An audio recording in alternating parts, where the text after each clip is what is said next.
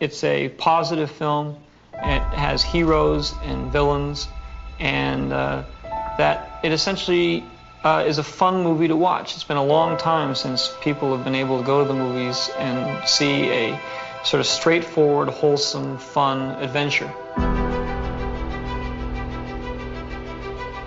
Well, it's a fantasy. It's not science fiction so much as it is space fantasy. And it's about people. It's finally about people and not finally about science. The story, when you actually put it into words, is only so much nonsense to hang a great visual experience onto. It's the stuff that fairy tales are made of. Sort of boiling down religion into a very basic concept. The fact that there is some deity or some power or some force that sort of controls our destiny works for good and also works for evil. Marvellous, healthy innocence. Great pace, wonderful to look at, full of guts, nothing unpleasant. I mean, people go bang bang and people fall over and are dead, but, no horrors. A sort of wonderful freshness about it, kind of like a wonderful fresh air. It's got whatever you want it to be. It's pure entertainment. It's like a roller coaster ride, and it can be interpreted as long as you enjoy it, which is the intention of it.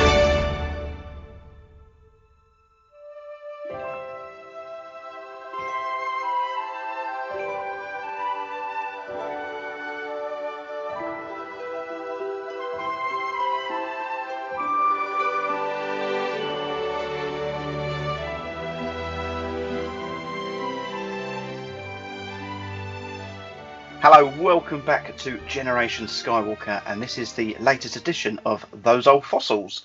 And who's with me tonight? Tonight, I have Mark Daniels. Good evening, Mark. Good evening.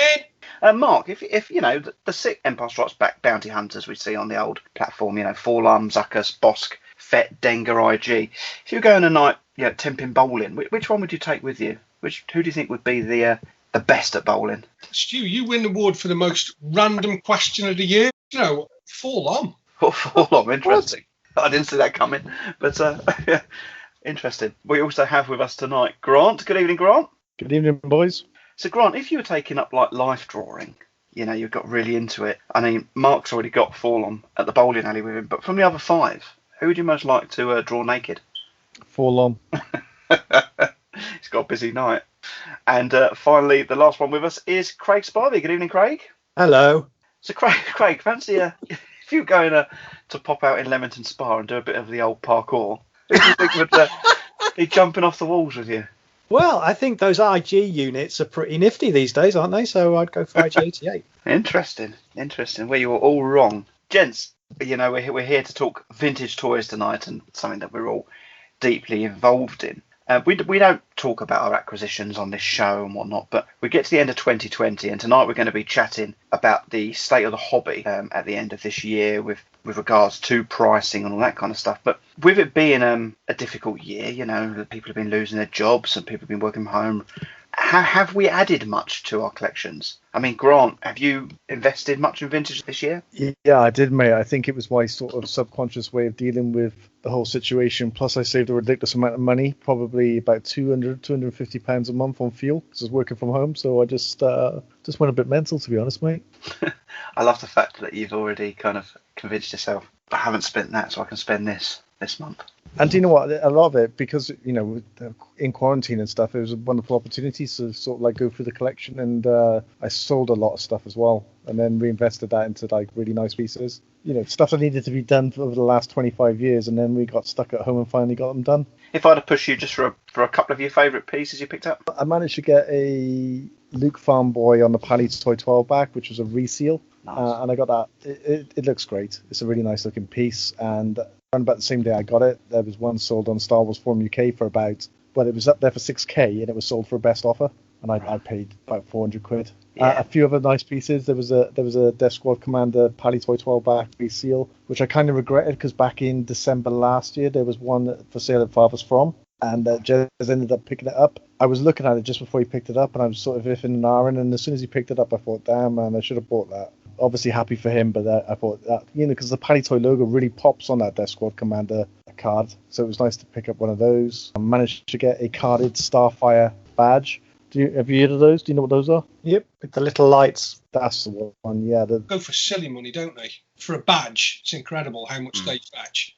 This is the only carded one I've ever seen for sale. I've seen pictures of them carded, but this was the only one I saw for sale, and it popped up on eBay for 50 quid. So I managed to purchase that. Finally got a 1976 Alan Dean Foster Adventures of Luke Skywalker novel, which is like it's one of the most earliest Star Wars collectibles about. I saw one in Anaheim when we were at Celebration in 2015. And it was $30, and I walked past it and then regretted it. Walked back and it sold straight away. And this was in the first 2 minutes of Celebration opening. So I said to myself, okay, you can get one, but you're not allowed to spend any more than $30. So they've been popping up on eBay over the last couple of years for 150 quid. And then finally one popped up for $30. So I bought it, which was really nice. And probably, I'm not even sure if it was this year or last year, but I managed to get one of those Lucyite Empire Strikes Back crew stars. You know, the celebrity screenings of Star Wars and Empire Strikes Back. I think it was a Gary Kurtz idea. First time I come across those was in Sam Sweet's From Concept to Screen to Collectible book. It's one of the first pages you open to, and he shows the crew item, and anything that is really in that book is always something that I find highly desirable. So, I mean, that's just a few items. I could go on and on. It's been quite a year. Yeah, nice, mate. Some really nice pieces there. Mark, I'm not sure you've had the money this year with the amount of modern you've been purchasing. Lego and Razor Crests and all that, and the Mando extension. It's underway, that is. I bet it is.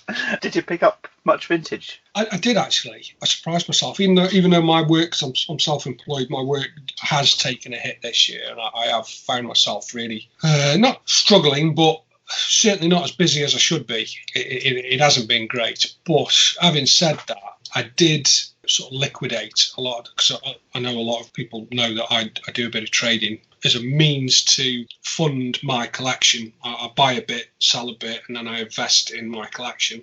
That's how I can afford to do what I do. And also, I enjoy it. I enjoy doing the trading. Real good fun. But I basically liquidated pretty much everything at the beginning of the year when COVID hit, sort of back in March. And I just thought, well, it's pointless having it all sat there gathering dust, because I can't see any toy shows happening anytime soon. And I don't generally do sort of selling online. I do sometimes on Facebook every now and again, just to keep things ticking over. But I just made the decision, that's it, I'm going to stop trading for now, certainly for the foreseeable. I used that money to buy pieces that I wanted. So I had a sort of war chest, as it were, that I was able to use throughout the whole of this year to purchase items that I wanted that came, as and when they came up for sale. So I've actually, this year, probably had one of my best years for buying items that I want. And sort of top three, I guess, would be the UK Empire Strikes Back Tops box for the initial stickers. And even the US boxes are hard enough to find, but the UK box is just impossible, next to impossible. So I managed to get one of those at a reasonable price. A recent purchase, and we're going to be talking about the auctions later, but the last Vectis auction, which was last week, I think it was, I managed to pretty much complete my Palitoy debut carded run, reseals and some mocks in there, with the 45A R2D2 sensor scope. So I managed to pretty much complete that run, minus FET and 45A3PO, so very pleased with that. And also I got from a friend of mine, because I'm very involved in sort of old school, the BMX scene, a mate of mine posted on page that he'd got this display box, and it was the Helix Erasers display box, not the pencil tops, the ones with the pictures on, which is rare as rocking horse shit. He used it to keep his Humbrol, the little Humbrol model paints, and they were exactly the right size to be placed in this cardboard display box. And he told me he got it from a newsagent's where he worked as a paperboy, and he realised that it was empty and it was round the back, and he took it home and he used it to put his model paints in for sort of 30, 40 years, and it had been stuck underneath some boxes, and he pulled it out and he posted a picture of it, and I said, mate, please tell me you want to sell that. I know you've had it for a long time, but I would really like to buy it. And I gave him a load of stuff, and I gave him a load of cash, and it's now residing in my one of my cabinets on display. So yeah, I've had a really good year, all things considered. It sounds like it, and that's a great little story, isn't it, with your Helix box? I like that. Yeah, wonderful. Yeah, they're proper collecting stories. That's what it's all about. It did sound like you've had a good year, mate. And that's just the top three as well, mate. I could go on, but I'm just going to keep it to those three. Craig? Yeah, I'd echo Grant and Mark, really. I've had a tremendous year of vintage collecting. I think, partly to what Grant was saying, it's kind of got me through some dull and some tough weeks on the lockdown. And also you can justify it because you're not putting petrol in the car. You're not going off to meetings and spending a tenner in Pret for your dinner. That kind of stuff. It all adds up. And, it's been a tough week. I'll treat myself. So there's definitely been a bit of that going on. And like the guys, I've got a massive list here. This has prompted me to just take stock of some of the things I have bought, but I won't go through it all. We don't have the time. But I'll pick out some highlights. So I think there are obviously lots of additions to my collection of early UK licensed stuff. So all the Lions Made, the Vimura, and HC Ford, and Letter and all that kind of good stuff. A few bits of Helix. I mean, Helix, as Mark's just alluded to, the stuff now that we want to be going after is kind of really hard once you've got all the production items. But I was given the chance to buy one of the. It doesn't sound very exciting, but it's a plastic bag with the big yellow and red Star Wars Helix logo on it. And these were what the school sets, so the vinyl school sets. These are what they were shipped to retailers in. They were 4 to a bag, and I got the opportunity to get one of those, which is nice to get a significant Helix piece for the collection. So I was very chuffed with that. I think a couple of the other things we've discussed on the show. So we talked about the Liana Wanawa, the Chinese bootleg comics, right back on our very first Old Fossils show. Since that, I've managed to add some nice pieces to that collection. So a nice run of 3 stories that loosely retell the story of The Empire Strikes Back. There's a compendium with this amazing cover, which I've yet to kind of share with people, but that collates some of the first interpretations that I've got in individual comics. A lovely Chinese magazine with some Hildebrandt art on the cover, but the most bizarre of the lot is a couple of comics that are Star Wars in name only. So they are this Xingqi Dazan, which is Star Wars, but it's just got adventures of very Japanese looking manga style characters battling evil robots. So it sort of just shows that over there in China they were selling products just under the Star Wars banner. So it's quirky and it's interesting stuff and right up my street. We also talked about the Kenner Palitoy paperwork haul that I got hold of, which I think was about show 12. We discussed that. I'm still working through those. And of course, one of my favourite things of the year was the colouring poster, so the vintage print of Frank Sirocco's art for the unproduced Penner poster. And lumped in with that, I managed to get hold of. Obviously, Mark sold me the Talon set. I got an Empire sealed set, a couple of unused Harley Copic posters from the Craftmaster range, which I was able to reunite with the Palitoy outer packaging that Jez stumbled upon in an antique shop in Reading. So quite a good year.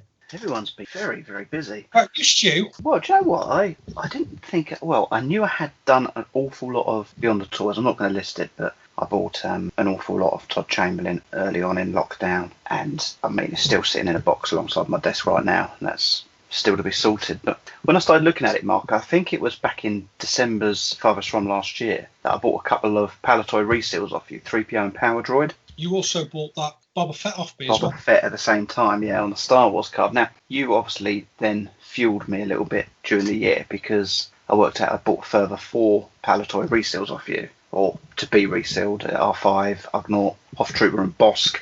And I can remember buying that Fett off you and going, I don't think you'll ever find a footer. And then you found me a footer. Do you remember? I do remember. And do you know what? Really, like...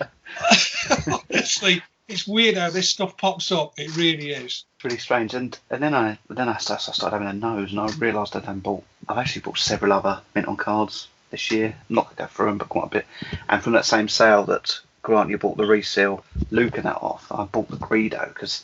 I mean, he keeps getting for about 1,200 quid on a Palitoy 20 back, and the bubble's still sealed on this, but they've cut it at the top to get the figure out, so I can handle that. It looks great on display and a fraction of the price. So Oh, look, I bought a really nice dewback early on in the year. Really like that. I bought a Tolstoy's laser pistol, which is nice. The hand, you're talking about the Han Solo pistol now, yeah? Yeah. That's a nice item, mate. You don't see many of them pop up in a Tolstoy's box. No, so that was quite an investment, and I started to lose run again because I haven't got that very far with it, but I have done the likes of Yak Face and a bunch of the last 17, a few of the first 12. I thought I'd get the thing. In fact, I think I bought a few of them off you, Mark, as well on that. You're just like a dealer, Mark. You're my bitch, mate. And then the only, obviously, I love my ceramic. I was thinking I haven't bought any Sigma this year, but I did actually. I've upgraded my R2 string dispenser. Simon sold his set, which had the scissors with it, so I haven't got it off him yet. I've told him to hold on to it till I see him, but so I do need to move mine on. If anyone's listening that wants an R2 string dispenser, it's mint. It's just not got the scissors with it. It's got the box and everything. And I can remember a couple of years ago doing a show about a bit of bootleg like UFO looking ceramic. It's a lamp. It's got like a little R2D2 between the legs. Yeah.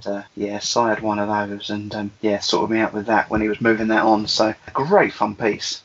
Just very tempted to change the plugs. I've got a few bootleg lamps from like the 1970s. Yeah, quite tempted to change the plugs on them and get them on, but You'll need them in the bar, surely. in the bath. In the bar. Tiki bar. Get all these lamps out while I'm having a bar of soap. It's been a very heavy Beyond the Toys year. Do you think that's telling though, that it's stuff that's away from the main toy line that we've all got into? The problem is with us, I would say that we've always dabbled in Beyond the Toys. Oh, heavily. But I mean, I looked at my list and there's nothing from the toy line at all in a year. Closest thing was the Chad Valley projector that I bought off Mark. Nice. You boys, if we were in prison, you'd have to be on your hands and knees when you walked into my cell, I tell you. Fucking grouty. I mean, I've been buying other bits and pieces from quite a few different toy lines as well, but we won't go into that. Yeah, I think that's been a big area for me this year, and I think now I know my garage is going to get done. I think in my head I know there's going to be space there, and I keep thinking, oh, that would look nice in a cabinet. Oh, that'll be a nice run in a cabinet. Good year all in by the sounds of it. We've all had a successful year. Let's move on to 2020. The year started. I'm sure we were all. I had so much to look forward to at the beginning of the year, and including events, and then obviously COVID hits. We're just locked down. I mean, everything's cancelled. I had 3 holidays booked earlier in the year. All of them gone. It was absolutely gutting, really. So how have you all found the year? I mean, I've been out working, but I think you 3 were actually locked down. Is that correct? Yes, correct. Yep. So with regards to Star Wars, how do you? I know we've just said we're buying stuff, but how have you spent your time? I mean, we started up the podcast as lockdown started, so it's been a massive distraction. Craig, how many videos have you done this year? I mean, it's kept you busy. That is my answer, really. I mean, I have been buying things. I haven't, I work for myself. I was working from home anyway. So when we all had to stay at home, it wasn't a big change for me. The only difference was that, Kimberly was around a lot more. But I haven't. I did put one display cabinet together for all the factors and the Wangroff jewellery stuff. So there's a bit of that going on. But a lot of my Star Wars time has been spent doing this. It has been a wonderful distraction. And, we started off recording the shows back in, when did we do those? It was kind of January, wasn't it? We started putting them in the can, as it were. And that was, massively outside my comfort zone. Do you know what I mean? I had to kind of get my head around that. And then, we got into it a few months, and then we did the enhanced version of the Helix thing, and everyone was like, this is great, we should do this. I was like, yeah, we should. So once that bar is there and it's raised a little bit, you're kind of racing to meet it every time and push it further if you can. So I've loved it. I'm not going to lie. It's been great, and it's taken me into areas of Star Wars that I would never have normally explored, and I feel all the more richer for doing it. I must admit, you're the same. Obviously, I've done podcasting for a few years, but it's been really nice to record with such good friends and getting to know Craig and Mark better. I know you both, but getting to know better. I knew obviously Grant, Jez, Si quite well. I knew Dan Burgess quite well, but the team that's come together. It's nice to be doing stuff with you boys as well. I think we've got a good atmosphere, quite relaxed, isn't it? It's nice to just chew the fat sometimes. I wish I could say the same, Stuart. I really do, mate. I mean, but what about you, Mark? What else have you spent the year doing? For me, lockdown hasn't really meant much of a difference. I work on my own from home all my business is done, through email and over online. I've not really noticed any difference. For somebody that doesn't really like people, as a bit of a hermit and a bit of a misanthrope, it's perfect. Lockdown's been perfect. People have to stay away from you. Social distancing has to be implied. So if you're sitting in a restaurant, the table's 2 meters away. To me, they should carry it on, as far as I'm concerned. But in terms of Star Wars, Mandalorian, the past few months, that's kept me and my lad absolutely enthralled. I've rejigged some of my cabinets. That's kept me busy. Obviously, adding certain things, selling some things as well to fund other purchases, keeping it fresh, moving it around, collecting other lines. Got back into that. I was really sort of heavily into that about 4 or 5 years ago when I was collecting everything from He-Man, Thundercats, Battlestar Galactica, Buck Rogers, loads of stuff. And I ended up getting rid of all of that to concentrate on vintage Star Wars. And now I've swung around again. I've sold some vintage Star Wars, and I'm now buying other lines again. Yeah, that has kept it fresh for me, and it's kept my sort of hand in the game. So it's been a good year all round, really. We're going to be looking at our show tonight is going to be focused on prices, really, from Star Wars. What about the other toy lines? Are you seeing a rise across the board in vintage toys? Absolutely, 100%. And I think this is true of a lot of collectors. You get to a certain stage with a certain line, say Star Wars, for example, and you find yourself thinking, right, well, the stuff that I want is getting harder and harder to find or afford.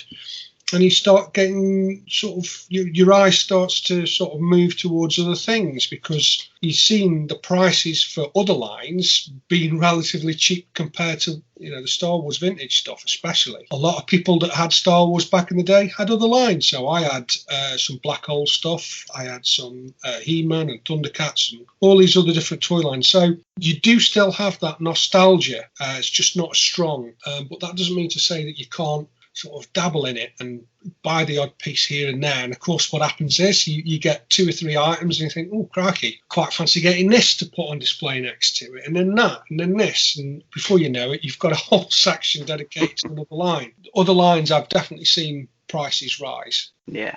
And how about you, Grant? I know that you've been rejigging your collection around. Yeah, we went into lockdown 2 or 3 weeks before the country did, because I live with my mother, I care for my mother, and so I was sheltering her, and I pretty much didn't see anyone for the first 8 to 10 weeks of lockdown. That period there was probably the most I've enjoyed my collection in decades, just because it was a time to sort of use that time to go in there and do jobs that have been outstanding for 26 years. And that was a lot of fun. It was a lot of fun to go in and put lights into the cabinets and rearrange all of these stuff and open up the boxes and see what was in there, put stuff on for sale. I did a bit of arts and crafts as well, because I had it must have been about 120 tops card wrappers. And I thought, well, if I could get some sort of like a polystyrene kind of thing and wrap the wrapper around it, it could make it look like a full box of wrappers. So there's a bit of arts and crafts involved, and just making the displays look really nice. I bought a lot of acrylic as well from GW Acrylic, especially the mint and box stuff, and it was really nice to have stuff. I mean, I got an acrylic box for a vehicle maintenance energizer that I bought back in February 1995, and to finally put that in an acrylic case and know that it's all safe and protected was just great. It was great fun. It was great fun to lose myself in it. I felt really grateful that I had a hobby that I could switch off for an hour or two and forget about all the craziness that was on the news. I don't really know what I would have done without the hobby, and now the collection room is finally looking really nice. But some of those jobs needed to be done decades ago, and I've just been putting it off and off. And I think subconsciously the reason why I did put them off is because I knew that it was a huge job. And finally this year we've managed to spend hours and hours and hours making it look really nice. There's certain things in collecting which are quite difficult to display, but you do come up with some quite original ideas and some, pass us an area to touch on, because I believe all of you actually have some quite good ideas when it comes to displaying. But I know, Grant, that for example, stickers or maybe badges or something. I know you sometimes come up with some quite original ideas to display them. So definitely an area I think we maybe should touch on in the future on the show. Yeah, it's the most bizarre thing was having to have an office in the Star Wars room. So when I'm on Zoom calls, obviously behind me I've got a 9-foot tall Darth Maul. I've got a cabinet full of carded figures, and constantly people, like our clients, are going, "Are you working in the toy shop?" And then we have to get the meeting back on track because everyone wants me to do a tour of the bedroom, and every now and then I might play with my action figures in front of the camera just for a laugh. It's been a really bizarre year, but I told them I had a Star Wars collection before I took the job. They probably didn't think it was going to be a part of this year's business discussions. It looks like we all kept ourselves quite busy with different things, surrounding the hobby. But the main thing that we wanted to discuss tonight with regards to 2020 was the state of the hobby. Now, I don't know whether you boys agree with this, but as we went into lockdown, I was expecting the prices to level off and perhaps even drop. I mean, job security was at risk, and I was expecting to see floods of sales as lockdown went on with people needing funds. But it didn't really happen, and where prices were concerned, it really has been quite the opposite. What did you boys think would happen with the hobby? Were you expecting it to drop, or did anyone foresee what has happened? I 100% expected prices to level and drop, essentially, because like you've just said, I just think people thought, crikey, not working at the moment, need some funds, whatever, and time to get rid of the collection. I've seen a couple of people sort of offload collections, but it hasn't quite been the exodus that a lot of people were predicting, that's for sure. For me, I think it was judging by auction prices and Facebook prices, I think it's a question of a lot of people were bored. A lot of people had mortgage holidays or didn't have holidays to fund. So they'd got like holiday fund money in the bank. They weren't going out as much, weren't socialising as much. People sort of placed on furlough, just sitting around, bored. So, collectors ultimately are going to collect. And I think competition was very, very strong, and that's driven prices up, as we will see very shortly. Yeah, it's a good point, actually. We heard it in the beginning, didn't we? Grant said he was 250 quid better off a month because of petrol. Yeah, you're right. I think the cancellation of holidays and all that kind of stuff was sitting on funds. I actually thought that it was going to be the absolute opposite. I've never been so wrong in my life. I thought the prices were going to crash and people were going to sell off their collections because of the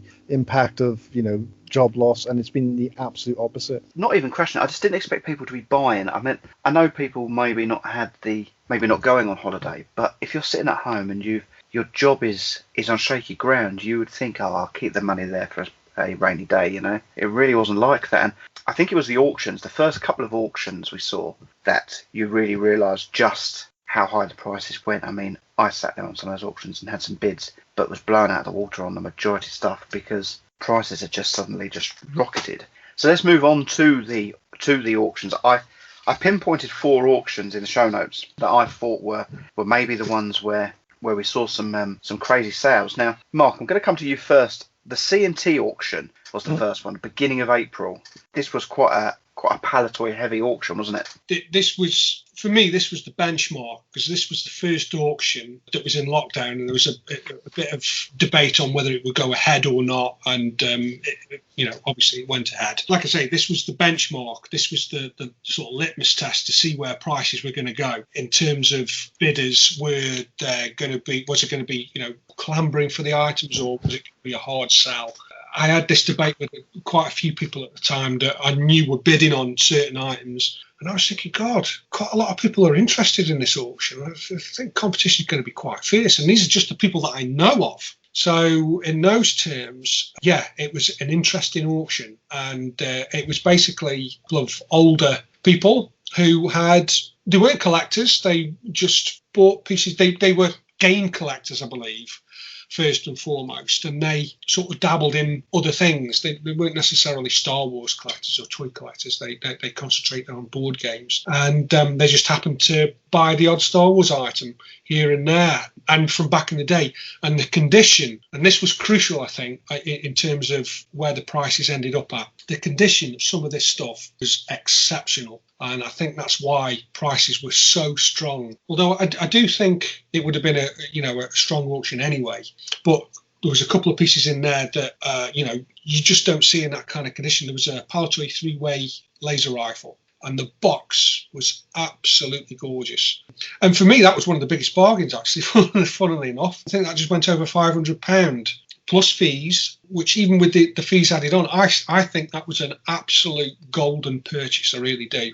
And yeah, there was just some absolutely cracking items. I even managed to win one of the lots that I was after, and it was the main piece that I was after, which was the Cheryl Star Wars C-3PO costume in a box with the mask and the suit. It's a UK thing, and they just don't seem to crop up in any kind of condition, let alone a box one in this condition. So I was very, very happy to have won that auction, because it was a piece that I'd been after for a long time. Was there any bargains in there? I mean, I've just been having a little flick through. I mean, all right, I think it's still kind of overpriced, but a Triloga yak face, 800 quid. I mean, they've been selling for 12, 13, 1,500 pound, haven't they, in recent months? I mean, that seems a good price. There were some bargains. There was a Palitoy Dagobah boxed playset, was unused. Anything unused Palitoy is gold dust as far as I'm concerned, especially from Star Wars and Empire. Return of the Jedi, not so much. I mean, there's an awful lot of dead stock out there. But Empire and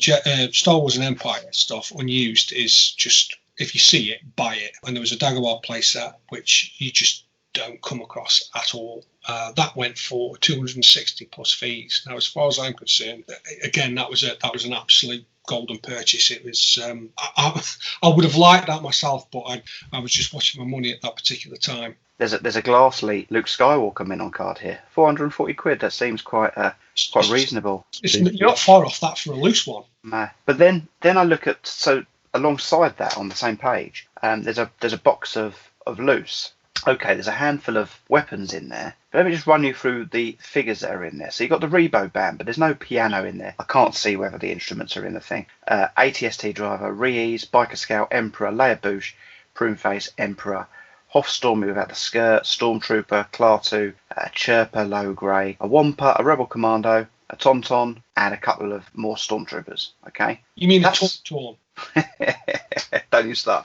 That sold for £500. Now, for me, that sounds and looks, I mean, the Stormtroopers look yellow. Yeah. That feels really high, on the high side. There's no exceptional figure in there, is there? I think that's true of a lot of loose, jumbled lots across auctions, across every auction.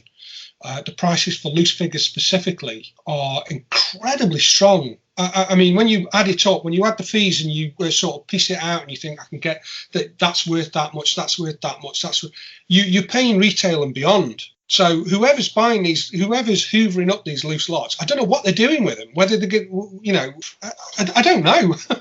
No. It's the honest answer. I don't know who's buying them at those prices, because you're not telling me a collector is buying these items. Because unless if you've got that kind of money to spend and you are a collector, you are going to be relatively picky about what you buy. You're not really going to want to invest a huge chunk of money on what is essentially run-of-the-mill, average condition stuff that's missing parts, missing accessories, which is where the money is for a lot of these items anyway. It makes no financial sense whatsoever. So then you're left with dealers. Now, when you add it up, like I say, I just don't see where people are making any money on these items. It's madness. No, I've just been scrolling through, actually. There's a big job lot of corkboards here. I bought them. I completely forgot about that. They've just been boxed up.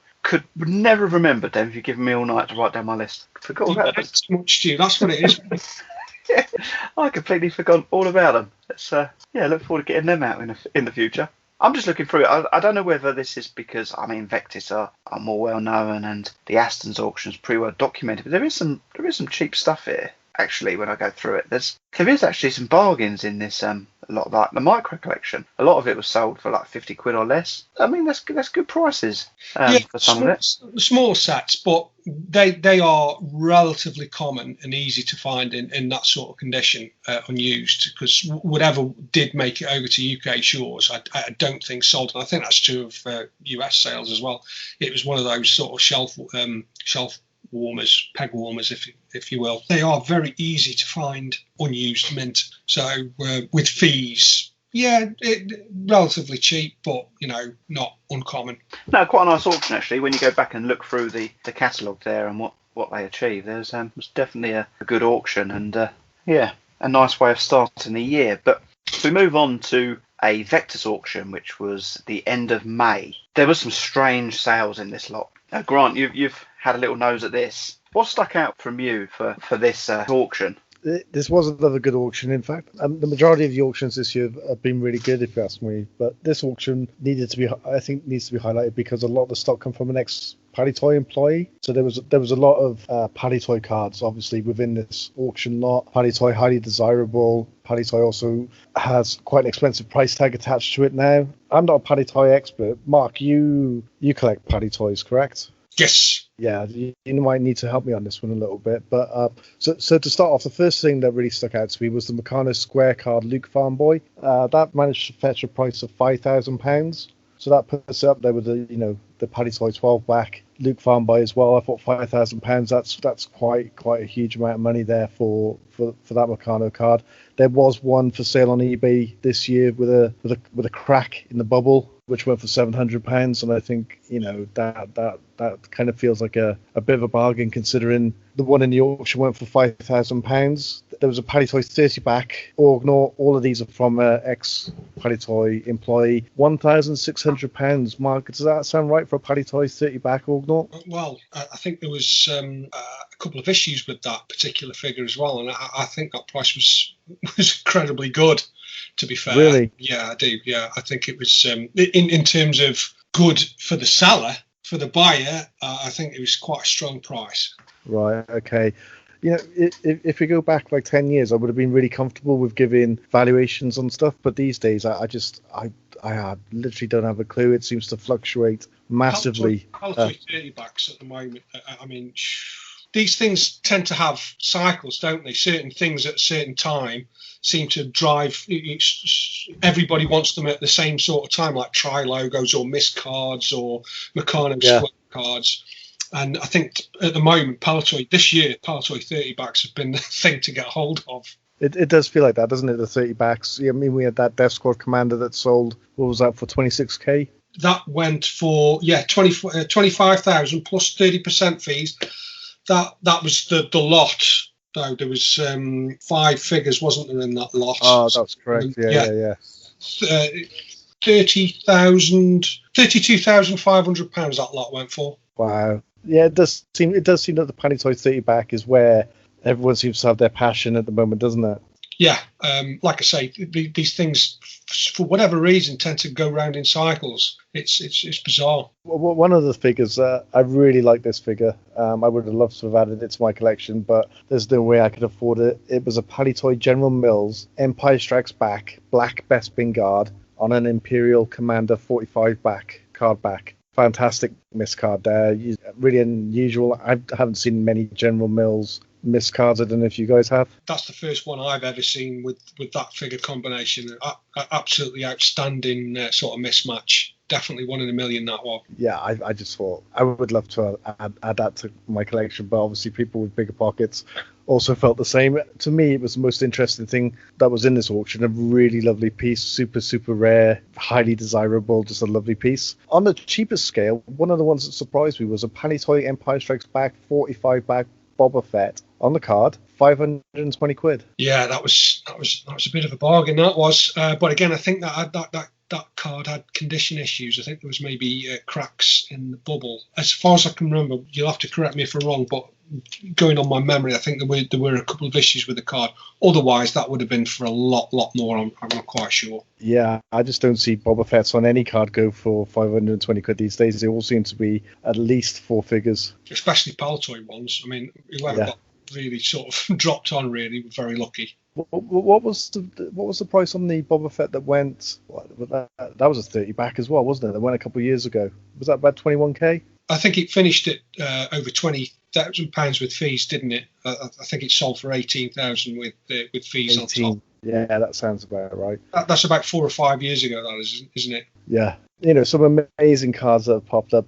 Another thing that interested me was I noticed that there was a Palitoy Empire Strikes Back 45 back Hoth Stormtrooper for £1,300 and a Palitoy Empire Strikes Back 45 back TIE Fighter Pilot for £560. And the reason I highlighted these two, £560 for the TIE Pilot, £1,300 for the Stormtrooper, is that these were probably, except for the C-3PO with the removable limbs, the figures mostly caught up in that Toy Tony debacle from years ago. Are these the 45Bs? 45Bs, yeah. But obviously, as they've come from a Palitoy employee. These are original 45Bs, with the correct bubbles and everything, and they haven't been assembled post factory. And I was surprised to see the 45 back TIE Fighter pilot, the 45B, to get one that isn't a toy Tony is quite difficult. £560 is still a lot of money. But I was really surprised to see the Hoth Stormtrooper. I mean, that figure was famous because it had all the iron marks on the bubbles, if you can remember that. £1,300, wasn't it? So that was another surprise for us. I just want to highlight 3 more figures, I think, from the auction, just to get a view on it. A Kenner Return of the Jedi, 48 back, so Kenner now. Return of the Jedi, 48 back, with the Palitoy white sticker. This was an R2-D2 sensor scope. Pretty easy, pretty common to find R2-D2 with sensor scope on the Kenner card, but with the Palitoy sticker, the white stick on the back, not the black one, the white one, £1,300. Does that make sense?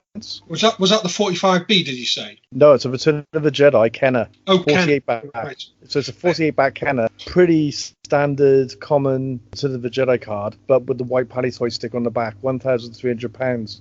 Again, I think that's Palitoy collectors for you, just completely loopy. But, clearly a rare thing.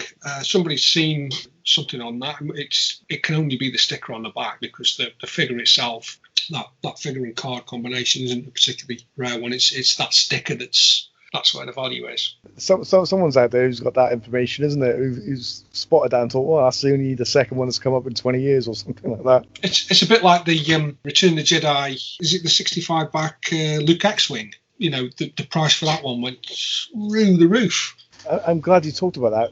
It was this 65 back that went through the roof, was it? I can't remember. It was a Jedi Luke X-wing. I can't remember which card it was. Right, because there was one in this auction, Palitoy Return of the Jedi 45B X-wing, £1,700. So I guess it's the 65 back is probably the super rare one then. It was the one figure that people were absolutely losing their minds over, thinking, why are people paying up for it?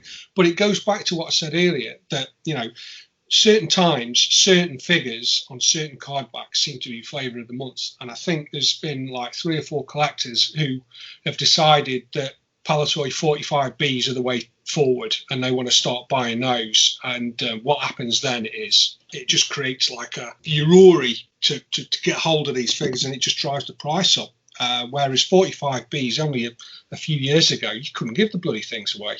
Yeah, I'm thinking like there's probably plenty of us out there who've got that gap on our spreadsheet, and that gap's been there for 10 years. Yeah. And then finally this figure comes up on an auction and you think, I'll just go crazy. Exactly. So the final 2 figures I wanted to highlight, there was a Meccano Return of the Jedi 65 back Yan Solo, £2,300. It's a lovely figure. It's nice to see, Meccano Return of the Jedi figures. They seem to be worth a lot of money now these days, easily over. Remember, they used to be about £1,500 for some of the bog standard Meccano Return of the Jedi figures. Once again, going up in price. And the last one I want to highlight, loose vinyl Cape Jawa.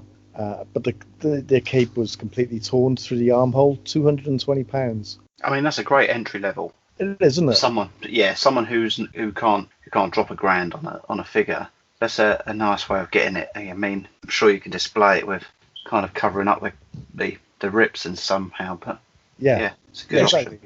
Yeah, good price. And also, I've seen those vinyl Cape Jawas. I mean, they've got graded ones. They go up for over £1,000 up on eBay. They go straight away.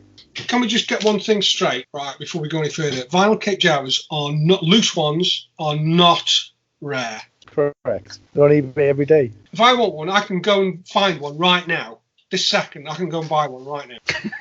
Have you got Is that one, a challenge, Mark? Go on then. No, it's a challenge for you to. You're the one with all the money, mate. I've got one. I bought one at Vector's last year, actually. Did you? How much did you pay for it, mate? I've got a good deal, actually. I think I paid about $6.60 for it. I think the way I got mine for a good deal because I think there was like 3 back-to-back, and it was kind of like, I think you got to have that many people wanting them, haven't you? There was one for sale on the card on Facebook the other day. The card did have issues, like there was crease marks in the card for $6,000. Yeah, bargain, mate. You should have snapped that up. Do you know what? I was so looking around the house. What can I sell? The house. Yeah, exactly. A second mortgage out, but a really decent price I thought it was. It might have been about $8,000, around about £6,000 plus pounds, £7,000, but I thought it was a good deal. You know, the bubble was nice. There was just a few creases in the card, but at the end of the day, it was a card in vinyl cape shower. What kind of world are we living in when we can look at a little plastic toy on a card that isn't even classed as an antique, and we think £6,000 is a good price? yeah, you're right. It's only because of what else is sold, isn't it? Yeah, it is crazy. It's a crazy hobby that we're currently involved with. It's when you start looking at it objectively like that, it's only got worse and worse as years go by, mate. and I dare say it'll get even worse, mate. Talking about craziness, in this auction, Grant, I just wanted to point out a few lots. There was a lot of lots of like beta ships. Yeah. Now I've just pulled two up here. So the lot I'm looking at, you've got a Falcon completely stripped, apart from it has got the chest table in there. It's got a land speeder in there, no windshield, and the spoiler on the back's missing. It looks like it's snapped. I didn't realise they came off. It's got an X-wing, no guns or anything. Has got the shield on that. A TIE fighter in there with no wings, so it's just got the body, and an Imperial troop transport, but everything's kind of missing on it. Now, that's over 130 quid. So you add the fees to that. You're talking about 160, 170 pound on that. It's ridiculous. And then the following lot after that, an AT-AT stripped, an Ewok village, which is purely the 3 tree stumps and the actual deck at the top, and a land speeder, which has got its windscreen. That also sells for £130. Those prices for stripped things we've got no equipment, that seems ludicrous to me. I had a look at those, mate, and it did have me thinking, I wonder if someone's gone and had a look in those boxes and there's more than meets the eye, because those prices are high for essentially beta ships. And you couldn't view this auction. I have no idea, mate. I couldn't work out why they went for so much money. There must be something in there. But it wasn't just one or two. If you go through the whole auction, there's quite a few lots like that, and they were all at least double what I was expecting. Mind you, I've seen quite a sharp rise in the amount of pieces of ships that have been sold on eBay, where people have just taken them all apart, and you can get like, you know, the chassis or the wings or the canopy, and they seem to sell, mate. You know, I'm looking for a B-wing ring if you could sort me out, like you said. Yeah, definitely good. Yeah, you just got to keep hassling me, mate. I must admit, actually, I had because when I first got back into collecting, I bought a lot of job lots, and I had a lot of beta ships. And there's a toy shop in my local town, and I think it was probably the tail end of last year. I sold him a ton of broken down ships. He paid 200 quid for the lot, but there was a lot in there. So whether I should have just kept hold of them and put them in Vectors. In regards to the vintage stuff, mate, I think there's money in everything in it now. I've seen semi-used sticker sheets or instructions go for big money this year. Yeah, you know, if you got the AT-AT chain guns or the X-wing guns, you can get really good money for those. Well, Craig, Vectors then had another auction, 20th of August. I think there was a couple of other auctions of Vectors. I don't know whether they were before or after this, but I wanted to leave a bit of a gap. I was wondering whether the price hike had sustained, whether the items in this auction were also sky high. Yeah, this was. I don't think this was a headline grabber like some of the ones that we're going to talk about tonight. But it was a general TV and film sale. 523 lots, about 106 of those were Star Wars, and then you take out some of the bits of modern, you're looking at around 70 listings for vintage stuff. I mean, I've been through it, and speaking personally, there was nothing in there that was massively inspiring to me, but that's me. Lots of common ships in okay boxes if you wanted a Rebel transport. There were 5 of those. Lots of model kits that all came with a disclaimer, not checked for contents or completeness, which is like, who's going to buy those? I mean, the highlights for me, there was or bargains rather. There was a Palitoy Destroy the Death Star game, which I've always had quite a soft spot for, because I think the logo on the front there is delightfully wonky. Again, for me, it's a bit of an underrated early UK piece. They're quite large, so the boxes do get scuffed and kicked about a bit. It wasn't immaculate, and I haven't cross-referenced the playing pieces, but it had the instructions, and I'd say that was a good buy for somebody at £40. No question. Admittedly, I'm not the best person to comment on mock rarity or prices. There were about 20 listed, and please feel free to chip in on these. I mean, there were a few. I mean, just going by the guide prices and what were realised, there were by and large, they kind of stuck within those parameters. There were a few that that made a bit more. There was a Kenner ESB Power Droid, which was down as an estimate between £200 and £300, went for 440. An ESB Han Solo Bespin, that was down for 140 to 160. That went for 260. And there was a Kenner FX7, an Empire card. 140 to 160 went for 300. So a few bits there that kind of went above. Notable foreign things that caught my eye, which were quite interesting. So there was a Meccano IG88, which is quite appealing, but that was down for between £4,000 and £6,000. Went for 2,400. Yeah, it was a bit of a Billy bargain, that, wasn't it? Yeah. Well, compared to what they were predicting it to do. Yeah, they clearly thought they had something special, and there was a couple of Takaras as well. So there was a Chewie and a Luke, both 12-back Takara cards, and they were estimated between £1,000 and £2,000. Chewie went for 1,200, but Luke went for 700, which was like way under and kind of almost half what Chewbacca went for. So. Yeah, when you look through this auction, it definitely feels like the stuff that should have been a bit highly priced went a bit under the radar. And now I've got a feeling this was the auction where Simon, after one of the Vectis auctions, had the really high priced Trilogo sale. He decided to sell his Trilogos after that auction, and I think he drove them up to Vectis the following day. Now he lives down on the south coast, and he drove them up to just outside Middlesbrough, isn't it, in Stockton? Mm-hmm. And I think he was happy, but I don't think the prices went quite like that first auction. So whether it was a bit more under the radar, I don't know. Yeah, there were 9 Trilogos. They all went between £120, which was Rebel Commander, and there was the highest was 380 for an EV99. That IG88 Meccano is lovely. £2,400. There's a load of Meccanos on eBay now. I've never seen so many square carded Empire Meccanos for sale, and they're a lot more than £2,400, that's for sure. That's from that French online seller Lulu Baloo or something like that, isn't it? Oh, is it? They've got a huge shop in Paris, I believe. Yeah, they do have real good bargains every now and again, and it's always the stuff that is real under the radar, beyond the toys items. I've noticed stuff that your average Joe probably wouldn't pick up on, but you think, oh, crikey, that's cheap. And then stuff like those square cards are punchy, to say the least. Yeah, 12 back, like you said, Craig. Sorry, 12 back Takara Luke Skywalker, £700. I think that's a massive bargain. I'm just looking through it. I think generally, I mean, there's a lot of general toys in here, but I think the prices were definitely down. Actually, this looked quite a good auction to get yourself a bargain if you were still in the early days of collecting. Reasonable old school prices, aren't they? Yeah. Kind of prices that we used to, about 10 years ago. Very different from the ones we saw early on. The only other thing, the pot card back. Oh yeah, the Empire Strikes Back Hoth Stormtrooper. That's just a card, and that went for £520. So. I mean, card backs are big business as well now, aren't they? A crazy, crazy world. So that leads us on to probably the most interesting auction, I think, of the year on the 29th of October. Now, Mark, you looked at this. This was going to be Aston's last ever auction, which I think the sellers could have done better, although they did really well. But the items for sale had quite an interesting backstory on this sale, didn't they? Yeah, this was, like you say, this was the most interesting auction of the year by a country mile, in terms of the find and in terms of what was found. Just incredible.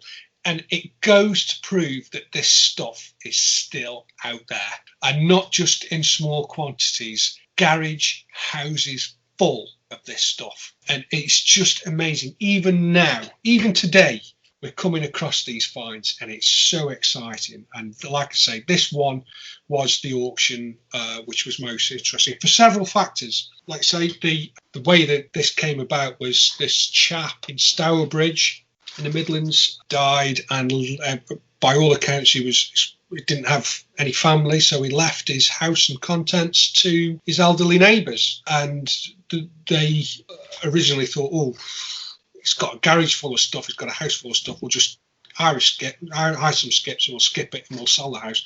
That's where the real money is. Absolutely wrong. The contents of the house specifically his collection of toys, which he'd clearly hoarded. He certainly didn't come across as a collector in the same way that you or us are collectors. You know, with condition, displays, online presence, going out there to toy fairs and buying and known in the community. He looked like a bit of a hoarder because the condition of some of the boxes, it was basically the carded figures were literally stuffed in bin liners and put into a garage. The condition of some of the boxes was absolutely atrocious, and we'll get to those in a minute. But he left his entire house and contents to this old couple he lived next door to, and they, I think, realised something like £400,000 just on the sale of this auction of science fiction toys, basically, and other toys besides. But, and here's the big but, and this is why this auction is interesting, they could have made awful lot more had they done just a tiny bit more homework and not used Astons, because I think Astons did them a disservice. They could quite easily have had this auction over 2 days, had 2 or 3 experts go in and pull out some of the standout items and sell those individually. There was several lots in this auction that should have been sold piecemeal. They shouldn't have been grouped together, and I'll get onto that in a minute. They could have raised an awful lot more money had Astons done a bit more homework. And this felt very much like a smash and grab type auction. It was Astons last, and if you look at some of the terms and conditions, it was payment by debit card only upon completion of the auction. You couldn't attend the auction in person. It was only online. You couldn't even phone a bid through. It was only online. You had to arrange your own courier, and it stipulated that once these items had sold, that was it. You were left with it. And believe you me, I strongly believe a lot of people would have bought these items, not being able to check them over, although they did have, they were allowed to go and view these items at the auction at a pre-arranged time and date. But if you were unable to do that, then you were basically going off photographs. I would imagine there'd be a lot of people out there who would be upset with some of the condition that these items came back in, because I know a few people that went along to the viewing days and said, you know, be careful. If you're bidding on this, be careful. It's got this condition, it's got that condition, there's a split on that bubble, it's lifting on that side. So if you were going to put down a chunk of money on anything, you better make sure you're going to do your homework, specifically for this auction. So yeah, I going back to the seller, yes, it was a lot of money, but they could have made a substantial amount more if this auction had been done over 2 or 3 days and the lots had been separated out by somebody who knew what they were talking about and could identify pieces that there would have been more of a fight over if they were just the one item. So the star of the show that everybody was sort of amazed by was just one of the vinyl Cape Jawas on a Palitoy card. That realised 22,000 plus 30% fees. That was the other thing, 30% fees. And there was a 3% online charge included in that, which to me, when you're not given an option on how to bid, either in person or on the phone, you're only given the option to bid online. To say then that you are going to be charged 3% on top of your fees for bidding online, I think is outrageous. Absolutely outrageous. So unfair. And when you're spending £22,000, 3% is an awful lot of money. The vinyl Cape Jawa on a Palitoy card, that was £28,600 with the fees, which crazy. Still only, is it single figures that item still exists in? I don't think it's, is it 8 or 10 of those known to exist in collections? There was also one with a nameplate cut. That realised, and that was with another cloth Cape Palitoy Jawa with the nameplate cut, and both had Hamley's price stickers labels, which had quite a nice touch. They should definitely stay together, I think, and I know the person who bought these, and £8,800 plus fees. So you're looking at just over £11,000 for those 2 figures with cut nameplates. 30 back Death Squad Commander, which we mentioned earlier in the podcast, and that lot included a Palitoy Imperial Commander 30 back, a 41 back AT-AT driver Palitoy, a Kenner Yoda, and a 30 back Palitoy IG-88. That lot of 5 figures sold for £25,000 plus 30% fees, £32,500, with the fees. And yeah, obviously the star of the show there was the 30 back Death Squad Commander, which again exists in single figures, known single figures. There was a lot with a Palitoy 41 back Tusken Raider. 6 figures in this lot, £8,200 plus fees, so just over £10,500 for that lot. And in that lot, there was a Palitoy 30 back Rebel Commander, a Kenner Hoth Stormtrooper, a Kenner Bespin Guard, Palitoy 30 back Ugnaught, which is quite nice, but I think that one had condition issues, and a Palitoy 30 back Lobot, which not exactly the hardest figure or most sought after. So an awful lot of money. And get this, the guy who bought that lot wasn't after the 41 back Tusken Raider, because that sold on eBay a couple of weeks later for £4,200. Whatever he was after, it wasn't the Tusken Raider. And to me, that was the money in the lot. Again, this goes back to what I was saying about if they'd have separated these items out, it would have made a lot more money. The one piece that one of the pieces that I really would have liked to have owned and come away with and put several bids in was the Palitoy Probot set, because anyone out there that collects Palitoy items will know that a Palitoy Probot set in any decent box is absolute hen's teeth. You just never see them. Condition is always an issue. This was mint unused. The box was pin sharp, and there was 2 yellow Palitoy Cantina and Land of the Jawas figure stands taped to the insert of the set. I've never seen that. That was a very strange thing to see those figure stands taped to the insert of that set. It's bizarre. That went for £1,700 with the fees, but that included an unused Hoth Womper and open belly Tauntaun, Stuart, Tauntaun, not Town. Mark, I think that also goes for the Palitoy Imperial Attack base that was for sale there, because those are notorious for having really bad boxes, and that one looks literally from the photos shop fresh. Yeah, pin sharp. And it goes back to what I was saying earlier about unused stock Palitoy, Empire Star Wars era Palitoy stuff. You just never see it. It's so difficult to find. So it doesn't surprise me. I thought that Probot set would probably have gone for about $750 plus fees. So you're looking at about £1,000. But yeah, it was £1,700. It ended with fees. But it didn't surprise me, because that's the first one I've seen in that condition. I thought this was the auction that had the really rare Palitoy Denga mailers as well. Yes, it is. I'm going to get to those. Sorry, mate. In a minute. Just old horses. There was a lot with a Palitoy Death Star, a US Kenner Death Star, and a Palitoy Star Destroyer. To me, I thought this was a good buy at $3,500 plus 30% fees. Took it up to $4,500. The Death Star, Palitoy Death Star. I mean, all 3 of these were unused. The Palitoy Death Star was gorgeous. There was a bit of warping on the box, but that could have been sorted out quite easily. Box was absolutely gorgeous. Contents, it's still in the bags. Wow, crazy. There were 2 lots. There were 2 lots in this that just left my head scratching completely. And the first one was the 25 assorted mini rigs and things like vehicle maintenance energizers and radar laser cannons and tripod laser cannons. There were unused contents, and there was 25 of them. Okay, so it was a nice big lot. There's 25 of them. They were unused, but they were opened. That lot went for £3,100 plus your 30% fees, which took it up to £4,000. Forgive me if I'm wrong, but I do not see where the value is in that lot. How could that lot possibly have reached that amount of money? Absolutely madness. If you'd have pieced it out, you'd have.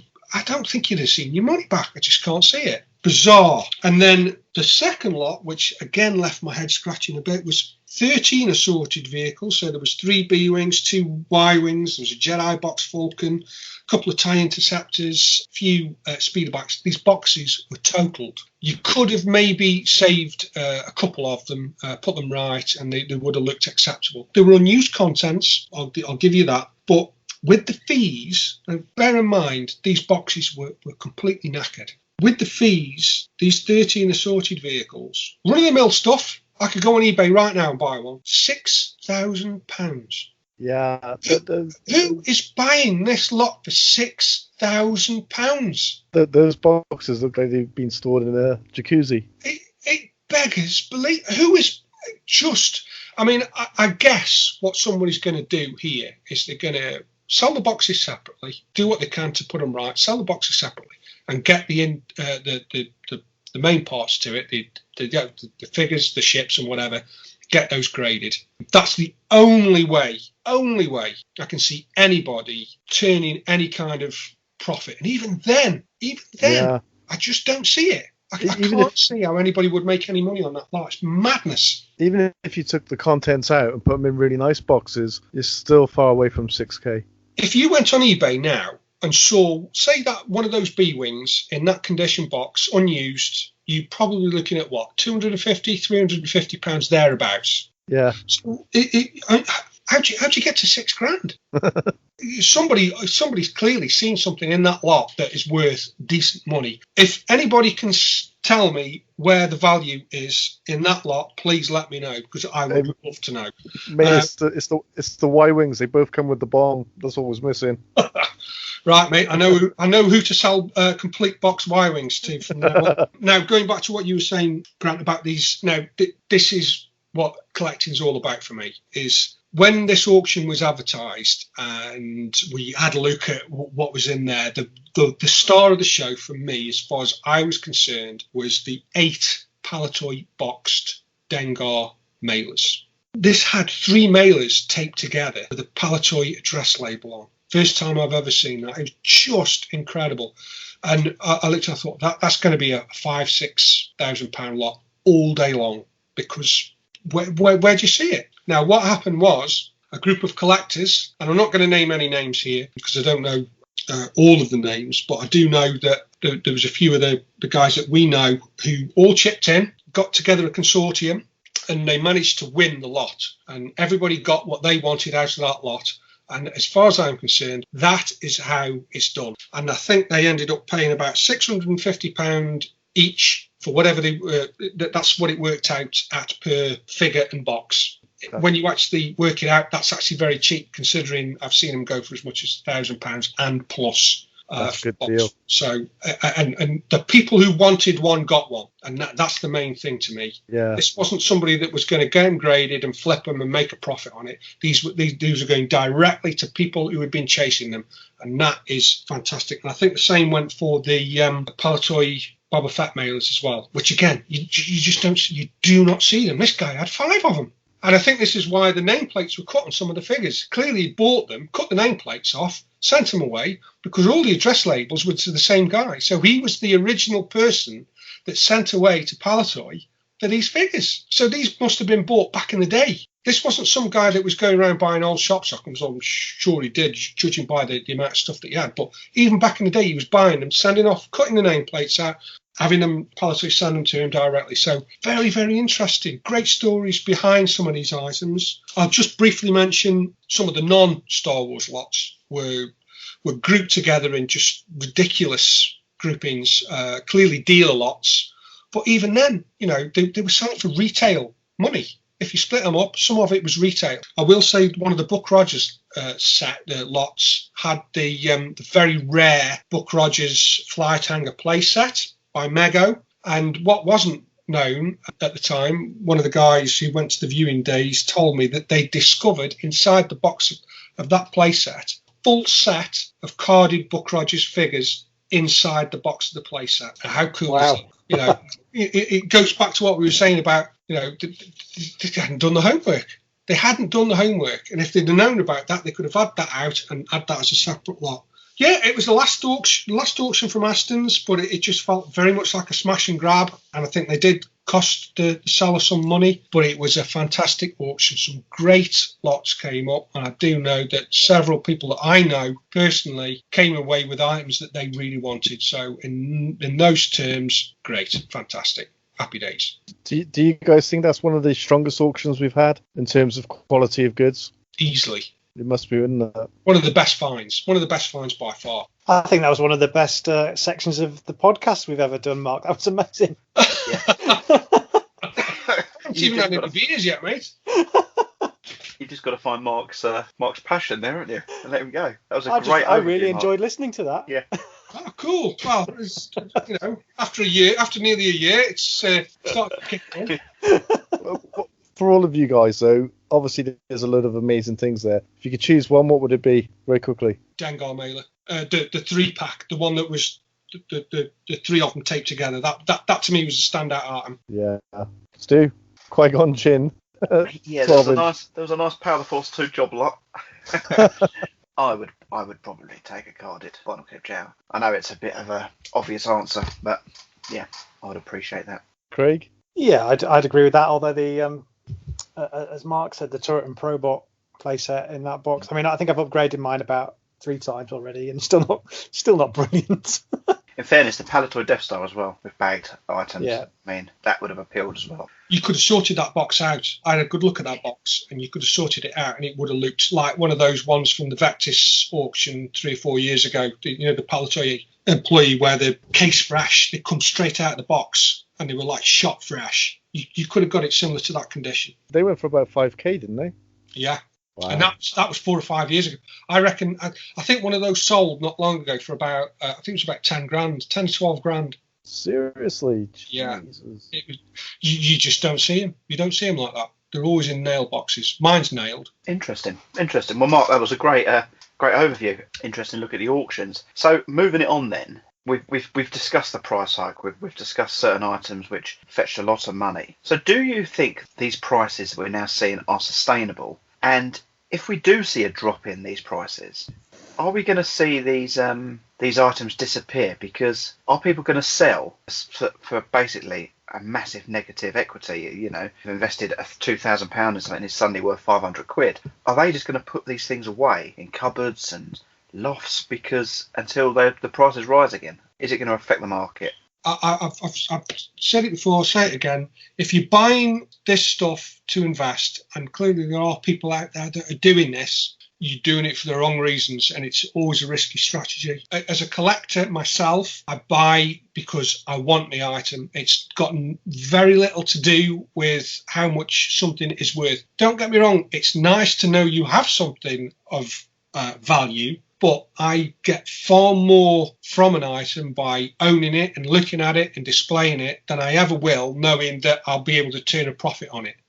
I think it's important to also know that the general sort of consensus about toys in particular is like people draw analogies with Action Man or Dinkies or trains or diecast or anything like that, and they say, oh, Star Wars will have its day and then as we get older prices will drop. There is one thing where that analogy doesn't hold any water, and that is the fact that you have got a company like Disney driving a pop culture phenomenon. And Action Man didn't have it, Dinky Cars didn't have it. In some ways, even things like Star Trek and Indiana Jones, they're not the same thing. You can't bag Star Wars in the same category with those items. With certain toys you can. I guess, you know, there will always be a special place in our generation's hearts for these figures and toys and ephemera and all that kind of thing.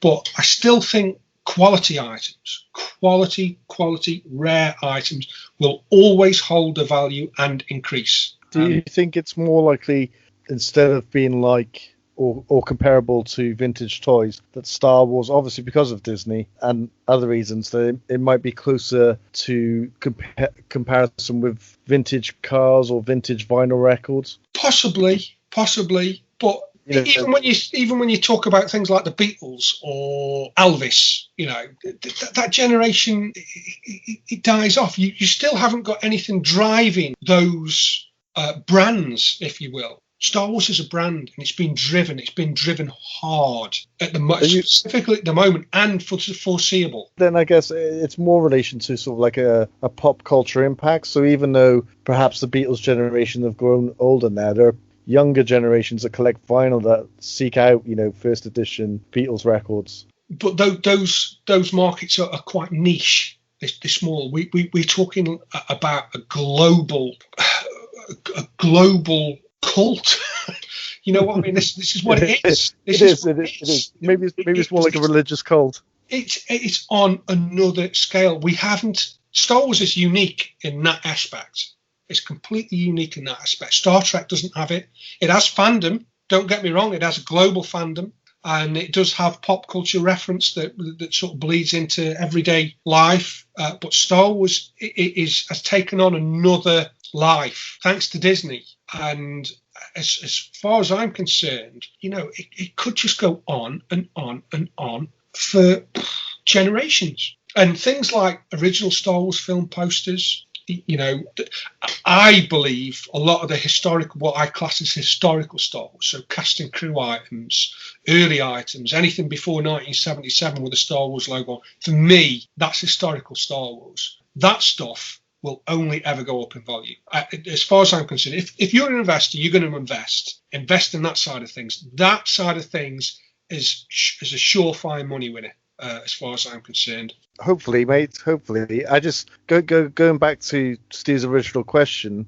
Have you guys got the Star Wars tracker that Jared Cope uses? Every week he publishes sort of like, top 5 things that were sold. I think it was last week, a yak face, which was graded UKG 80, was sold for £2,700. There's no way that yak face will ever come back on the market at yak face prices. It would have to be reduced by about 50%. So there's a weird bubble there. Quality, I guess it's the same with anything. Quality will always sell. If one or two big money people out there looking to invest or collect want the best of the best, they're going to have to pay for it, and that's just the way it is, and that's true of most markets. It's a difficult thing to actually predict, isn't it? Be interesting to keep an eye on it, because like we said at the beginning, none of us predicted what's happened this year. I can't see it being sustainable, but I say that every year, and every year since I've been doing podcasting, it has gone up and up and up. So be definitely interesting to revisit this time next year. I just wondered if anyone had a chance to get an item and look at the current price of it and what the price was maybe 1-2 periods ago. I mean, a kind of a timeline of an item. Obviously, Grant, you just said about using Tracker. You can actually look this data up on Tracker. Did anyone kind of look into that? Haven't got a specific item, but this is something that me and Grant talk about a lot, is HC Ford, how that has gone from being a very everyday, tripping over them at cheap prices range of items to being something that people are hell for leather trying to amass, and the prices reflect that. And I remember so clearly sitting in the collecting track and leaning over to Grant and saying, you watch a couple of years HC Ford will be Helix prices. We were right. Yeah, it happened. Yeah. Really bizarre to see the vinyl pencil cases that were £5 on eBay for years and years and years being sold on our Beyond the Toys Facebook page for 20-25 quid and just getting snapped up. People really want that stuff, man. On Craig Stevens' Phenomenon in Britain page, he posted up his HC Ford collection the other day, and there was some stuff there I'd never seen. It was absolutely amazing. Countertop displays I hadn't seen, some super rare items. It has kind of mirrored the Helix a little bit. It's very interesting to see how that's evolved over the years. But you're right, Craig, the prices have dramatically changed. Thank God I'm not collecting all that stuff now. I suppose people like Helix became very, very fashionable, didn't it? I mean, very fashionable. You're welcome. Shot up, yeah. Well, precisely. And I suppose once people do complete that kind of line, they look at what is next. And HC Ford is a pretty natural progression, isn't it, from Helix? It is, yeah. So it is, but for me, it's got a fraction of the charm. Yeah. Yeah. I don't know. The HC Ford can draw an X-wing like no one else. I did do a little checko on some current prices rather than looking historically, Stu. Yep. If that's good. Yeah, of course. I checked out the Meccano Square Car Jawa, Cloth Cape Jawa. if you remember, I was hoping Jez would be on this. Why isn't Jez on this podcast? Is he busy? I think he's running around in a circle with a helmet on his head. Standard. So about 7 years ago, we bought him a square-carded Meccano Jawa for 90 quid, and it was factory fresh, and I can't remember why we did it. Can you remember? Probably because he's running around in a circle with a helmet on his head. Yeah, probably. So anyway, I thought I'd check out the Meccano Jawa because I saw one on an eBay thread. So right now on eBay, the £90 Meccano Jawa from 7 years ago, there was 4 of them for sale. That's £600, £700, £748, and £823. So that's quite a price hike, but obviously those haven't sold yet. There were 3 that had sold. So there was 2 graded. There was a UKG 80 for £460, which had 8 bids on it, and a UKG 85 for £545 with a best offer accepted, and a non-graded one with some creasing on it, 17 bids at £175. And what I found is like what I said earlier, that if you asked me 8 years ago the value or price of something, I'd be really confident in giving an estimation. These days, I mean, we're talking a range of £175 to £823 on one figure, and I just really don't know. I'm so confused with how these prices are made. I mean, you guys must be sick and tired of me posting. Have you seen this? Or can you believe this has been sold for this? I'm literally doing it all the time. I need to have a word with myself about it. But I'm every day I'm constantly shocked that things are going for such extreme variance in prices. I mean, I'd probably have to reevaluate and reinsure my collection, because obviously there is a wide range of prices out there, whereas before it was a lot simpler when, Return of the Jedi, Luke Jedi was 40 quid and a Royal Guard was 25 quid. I could deal with that, but these days the variance is far too big to fathom. I mean, you just brought up the Meccano Square Card Jawa. Now, I've got one. The card is immaculate. The bubble is immaculate. It's punched, but if you had it in your hands, it's as nice as you're going to find. I bought that in 2015 at Farthest From for £40. And you can't buy a Beta Klaatu now for 40 quid. It's bizarre, isn't it? It's really bizarre. Do you think this is all from the Disney effect? Did a load of people come in about 5 years ago? Yes. Yeah, definitely. The Force Awakens definitely had an impact. I think if you hadn't got Disney on board now, Star Wars would be fading fast, and it would be in the realms of your vintage collectors now. People reading the expanded universe books. Without Disney, Star Wars would have faded, because Lucasfilm really weren't interested in driving the Star Wars brand. They just weren't interested. It always felt like Lucasfilm kind of produced or knocked out Star Wars almost begrudgingly for fans. There was no kind of no motivation to say, right, we're going to do this, we're going to do that, we're going to do the other, and the fans want this and the fans want that. Now Disney's on board, it's been sort of lifted away from those hands which were keeping it sort of held back almost. That's how it's always felt to me anyway.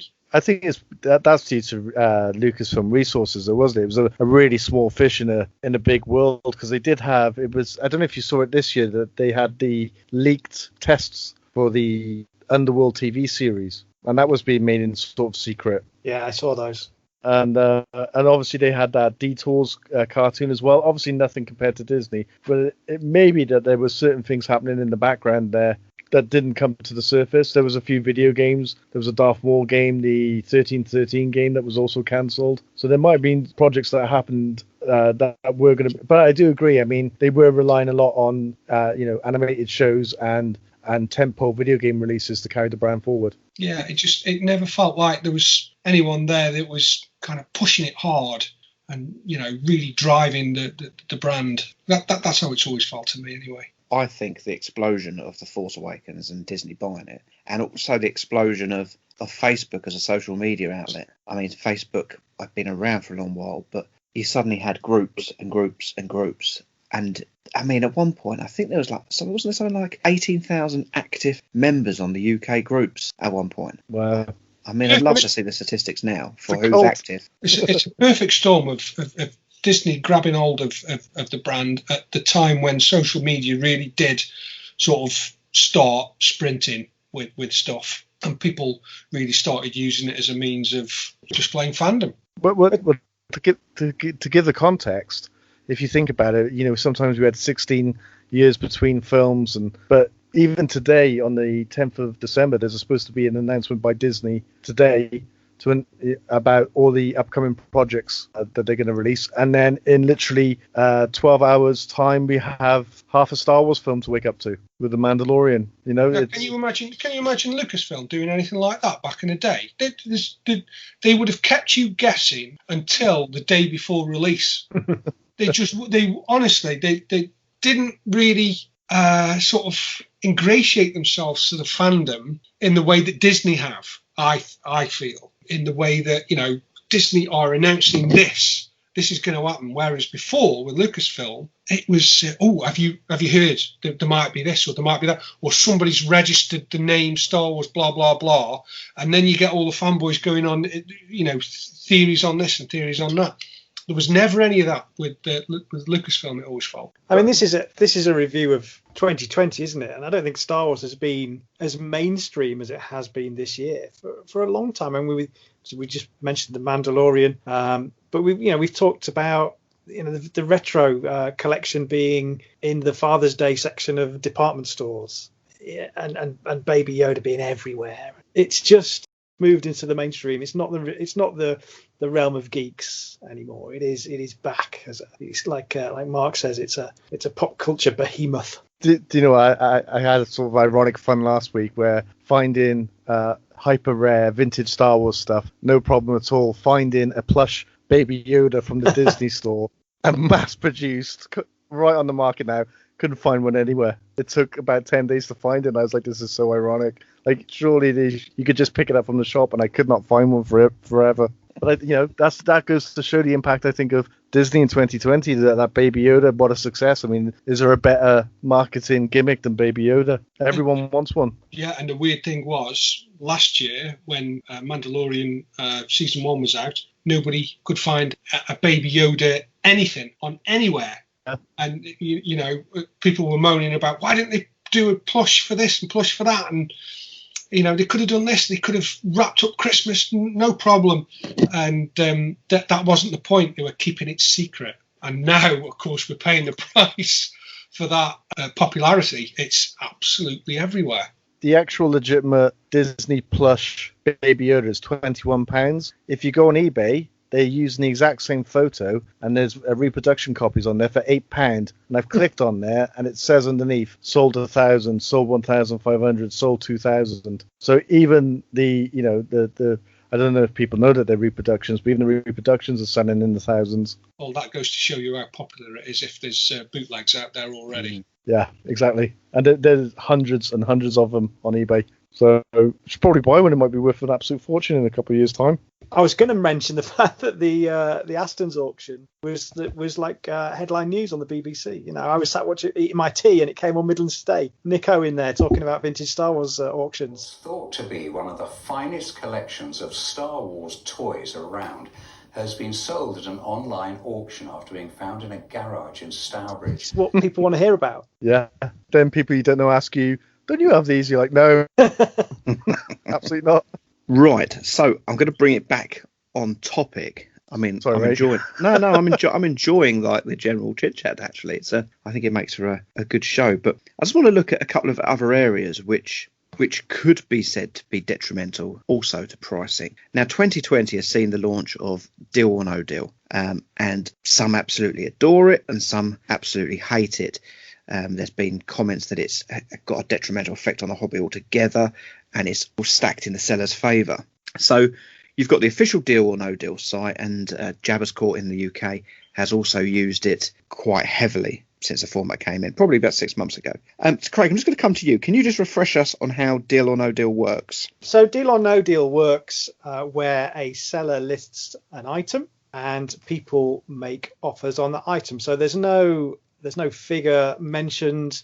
There's no reserve that's explicitly displayed in a listing. It's just, here's my item. What are you willing to pay for it? So it's a bit of a free-for-all. It's not an auction, and it's not a straightforward sales post. And people offer what they are willing to pay, and it's down to the seller to say, yeah, I'm happy with that, or no, I'm going to hold tight till somebody makes a better offer. Perfect. Now, Mark, we've seen some people consider the selling format unfair, and in fact, I've seen some buyers who clearly think they've got a bit of an entitlement to certain items because they have deep pockets, throw their toys out the pram because an offer's been accepted and they would have paid another £500. I mean, why do people think the selling format is unfair? Yeah, I mean, these people that behave like that, I think this is where deal or no deal actually works perfectly, because what it does is it proves that money isn't the be all and end all. And I've seen now several examples where somebody's got something and somebody is absolutely adamant they will pay X amount for it. And sorry, no, I've dealt with somebody else. Even though I'll offer you X amount more, yeah, it doesn't matter. What this does is it allows the seller to sell at a price that they are happy with. Sometimes, if you sell something on a Facebook group, let's say, or eBay, sometimes it's happened where you've ended up selling something to somebody you don't actually like very much, or is going to mess you around. This allows you to bypass those buyers. And like I said, it's not always about the money. It's about placing the right item with the right person. You might turn around and say, well, why not just offer it to that person in the first place? Well, it doesn't normally work like that, does it? You don't know whether whoever's concentrating on this item or that item or focus on this is in the market to buy. So that's why you advertise it. And if they come along and they offer you the right money, then absolutely fine, no problem. These people who also use it as an auction, I think there's been several complaints where people have posted an item, deal or no deal, and then they just sit there and they don't interact. They leave it and people keep bidding. So the key to this is to answer there and then whether it's a deal or no deal. So this works really if you want an instant sale, say within an hour or a couple of hours, it's posted up. You need to be there to be able to say no deal if somebody offers you an amount that you're not happy with, or deal when it reaches an amount that you are happy with. Several times I've seen now people just post up items and they've just left it. And sometimes they even put on their they post it and then they'll put on their I'm going to let this one run for 24 hours, don't they? Yeah, exactly. What's the point of that? You might as well just leave it as an auction. Go to auction with it. If that's your motivation, go to auction. If you're going to be sat there for the next hour or two, great. Post it up as no deal, deal or no deal, and see where it goes. But the key to it is being there and being able to answer and reply to somebody that's put an offer in. That's how it would work perfectly for me. Totally agree. Now, Grant, one huge positive, and I think this is a big positive from the actual deal or no deal page, is we've seen a lot of what I would call quite rare items available to the majority of collectors, of items that would often be sold behind closed doors, do you know what I mean, in private groups. And suddenly we've had prototypes, we've seen chromelins on there, all sorts of stuff. So that has got to be positive for collectors who want to get involved in those areas. Obviously, you're fresh back to us podcasting, so I've not heard your thoughts on deal or no deal. So it'd be interesting do you like the format? Have you used the format? No and no. So you got Mark, who's obviously a dealer. You get his point of view. Now you'll get Grant, the collector. For me, yes, you're right. It is. And Mark brought some good points there that I hadn't actually considered before. It is good to see the items come up, but it's a dealer's market. And my philosophy to collecting is that you don't pay for your Star Wars collection. That's the skill of it. That's the skill of finding unique items and not paying as much as you should be, or going through, boxes in the market and finding a blue snaggletooth or whatever. That to me is collecting. And the deal or no deal is you're in a dealer's environment. You're going to be expected to pay. And for me, that's not an environment in which I thrive in. There's far too many other avenues in which to purchase Star Wars in. So on a dealer side, yeah, great environment for it. But as a collector, I'm very wary of it. Saying that, there are lots of really nice items that have come up, and it's a really good way of getting stuff. But for me, it's a bit too much more like shopping than it is like collecting. So I haven't gone anywhere near it. I can find these things a lot cheaper using other methods. Just not for me. Not for you, yeah. So Craig, this format in the last 12 months has been You know, people have pointed their fingers at you saying this is a massive reason that prices have absolutely soared. First of all, I'd like to know your thoughts on that and the evidence. I will say to start with, I'm aware, I thought I was pretty on song with what the Sigma prices were, but on Deal or No Deal, I mean, in particular, we've seen a couple of C3PO tape dispensers go for 2-3 times the amount that I would price them at. Yeah, well, if I may, Stuart, I'm going to answer that question with 3 personal experiences. So I've won 3 things on Deal or No Deal in my time using it, and they've all been very different. And I think it sort of sums up some of the different scenarios that present themselves. So the first example, there was an item listed. I was kind of interested in it. People were giving it low ball offers, and they were clearly low ball offers, 10, 15 quid. The seller responded after receiving a handful of these and said, look, I paid 80 quid for this. So I went on eBay and I double checked that was in the right ballpark, and it was an American item, not many over here, and so I weighed up whether that felt about right for me. So I offered him £81, which was £1 more than he said he'd pay for it, and he said that's a deal. So after receiving lowball offers to go in some tens of pounds higher, that won. And that sort of is one way of doing it, you know, trying to piss about, trying to get it cheap. If it's a price you're happy to pay, go in there, the deal's done, you walk away with the item. But in that scenario, he could have just listed the price he wanted. That could have just been a straightforward sales post. He kind of knew what he was going to accept. So some weeks later, another item was listed by the same guy, and there wasn't any reference for a similar sale on eBay. It was a rarer item. I really wanted it. So by way of a laugh, I offered him £81, and he was amused enough to do the deal straight away. Now, I have still got no idea whether that was a good buy or not. I know that I loved the item and I was really happy with it, but I suspect I may have overpaid in that scenario. And then the third example was for a key piece. It was from a line that people know I collect. I was tagged in it on a couple of occasions. So I put in an offer, and another relatively high profile collector bid against me, and it got competitive, and people started messaging me privately about it. If I put a bid on, people would click like, which was just weird. It was like I had somebody on my shoulder egging me on. And the whole thing began to feel like some sort of public gladiatorial contest. Whereas if it had been an anonymous eBay auction, it would have just run like these things always do. But the seller could clearly see that he had something desirable. So he did this whole, I'll leave it till the morning kind of power play thing. So you had to get up in the morning and see if anyone did any more bids. And on that occasion, I ended up paying more than I wanted to. It was probably double what I paid around sort of 10 years ago for a similar item. Would it have gone cheaper had it been a bit less public? I think maybe it probably would have done. But in the end, in that instance, the deal or no deal format had absolutely no bearing on it whatsoever. It was just an auction. 3 examples of the different ways it works there. And to your original question, I think the latter scenario is probably where it comes into these things kind of taking on a life of their own, and the prices getting higher and higher. I also have plenty of examples of bids I've made and walked away from, which is also another benefit of the format. You know, I must admit, I've bought several pieces off of it this year. Nothing I would say major. I think the most I spent on there was probably 200-300 quid on one item.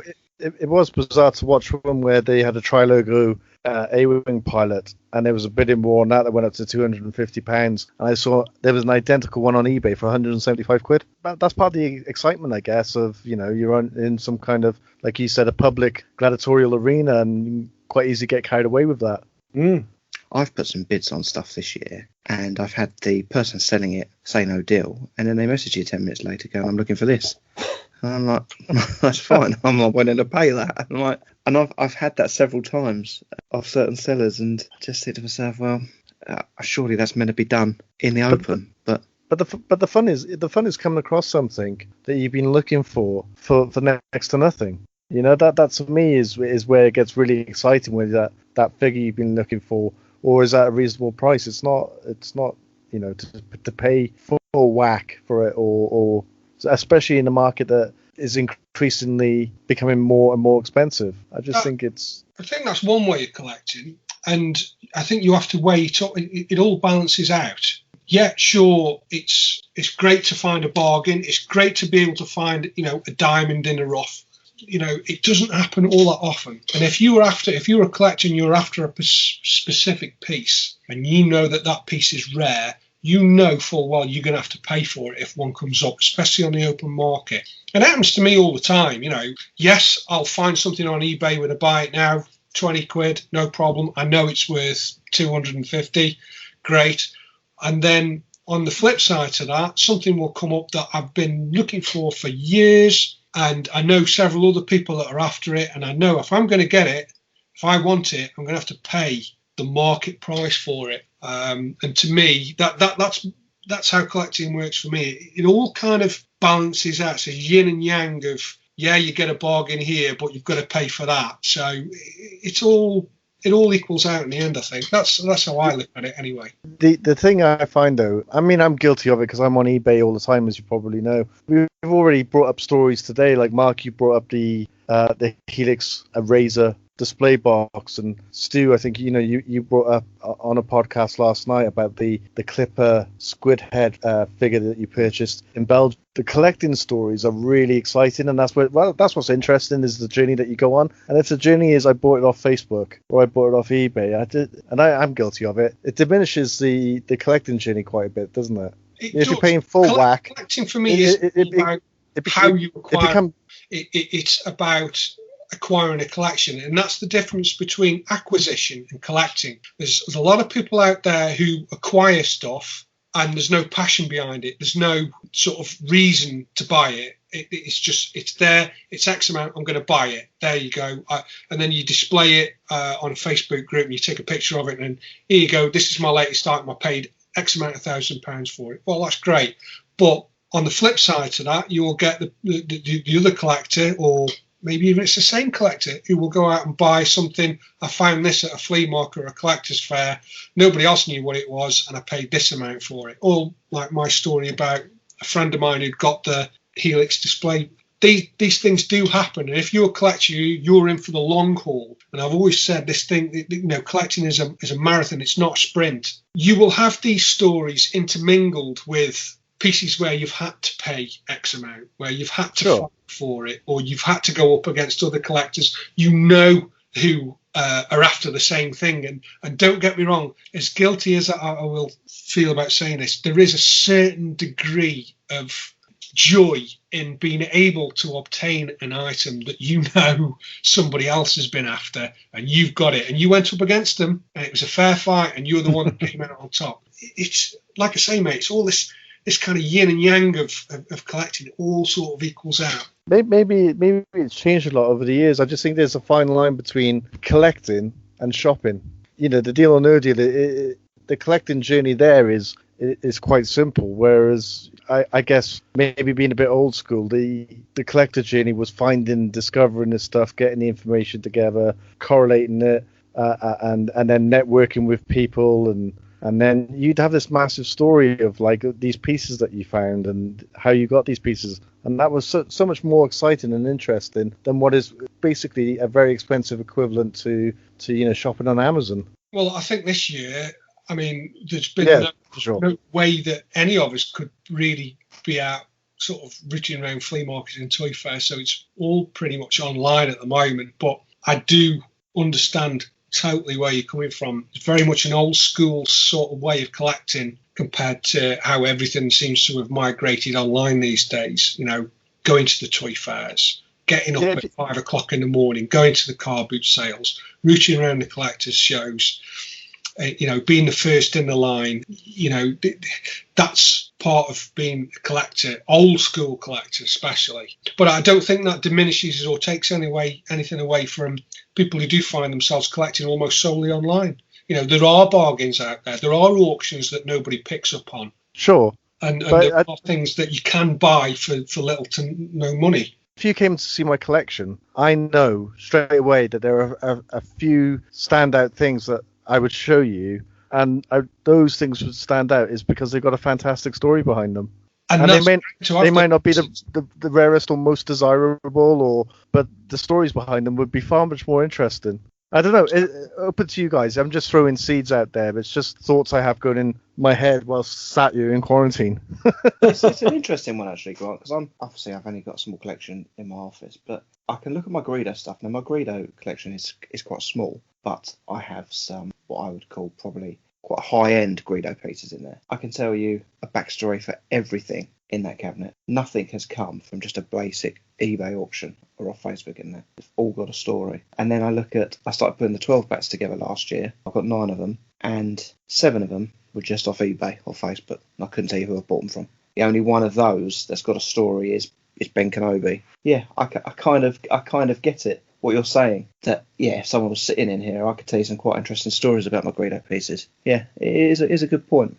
But 2020 is completely different, isn't it? I mean, we haven't had the luxury of meeting up and going to conventions, so we've all kept our foot in. We said at the beginning, didn't we, that we've all dabbled. So, yeah. I guess that's the trade-off, isn't it? Is now that you've got access to everything, you can amass an incredible collection. Back in the day, you didn't have access to everything, so you got what you could. But most things that you got would normally come with a ridiculous story of missing a bus and having to stand in the rain for 2 hours, that kind of stuff.